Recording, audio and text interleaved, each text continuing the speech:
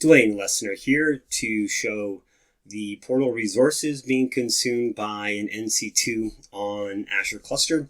We're logged into the NC2 portal. We have a 3-node cluster up and running. We're using the TME subscription, which we're deployed into. We're deploying to West 2. We can see the availability zone information.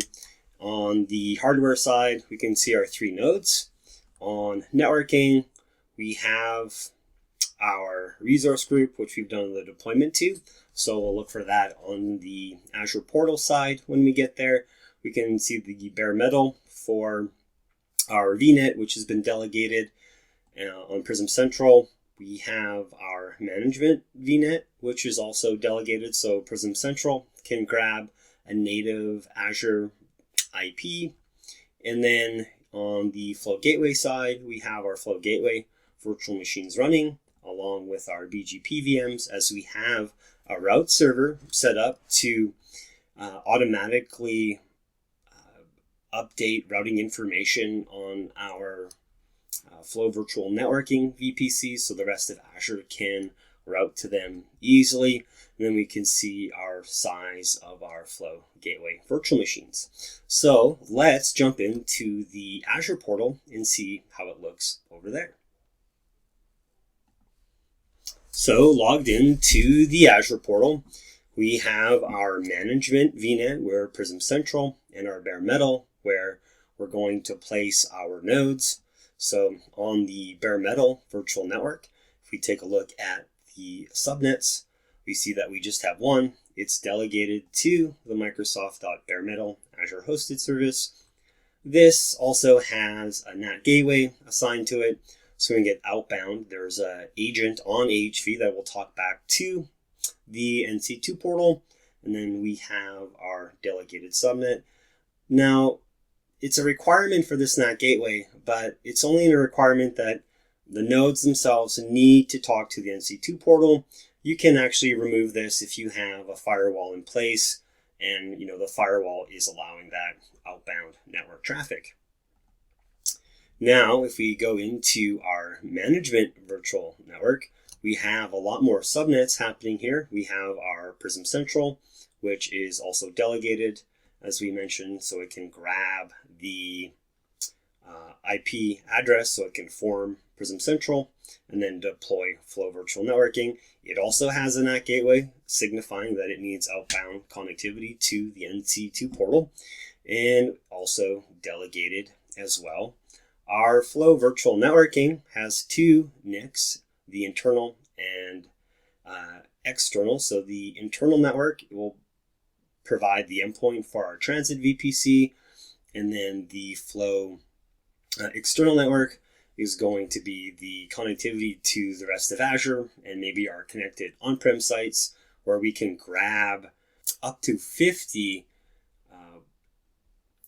Azure IPs to provide for floating IPs. So if we're in a NAT gateway configuration, we'll be able to provide applications native Azure IPs so they can get inbound access to whatever we're hosting in there.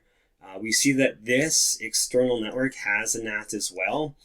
So your virtual machines can get outbound to the internet. Same thing with the firewall. This could be configured differently, but this is a base default setup. And then we have our BGP network, which is quite small, just hosting those few virtual machines. And the rest are kind of additions not needed, but just native Azure services or subnets, so you can definitely work beside the deployment. Now let's take a look at our Flow virtual gateway machines. Go to virtual machines. So we see that we have our Flow virtual gateway machines along with the BGP nodes up and running. If we take a look at one of the Flow Gateway virtual machines, we can see that it's a private address on the networking side, the size that we're deploying into. If we go into network settings, We also see that there's a network security group tied to it. So anytime you have connectivity that needs to talk to the workloads on the cluster, you're going to have to edit this network security group. It's great because it's a native Azure construct, so easy to update and maintain. If we take a look at the resource group, we can see where we can take a look at in our Acme resource group, we can find show hidden types. So if we need to actually see the actual nodes, we can see here that we have our nodes that are deployed, so the same IDs that we saw in the portal. So if you have to get additional information for troubleshooting, you'll be able to grab this information from here. So now we mentioned that we deployed using virtual WAN. So here's our virtual WAN,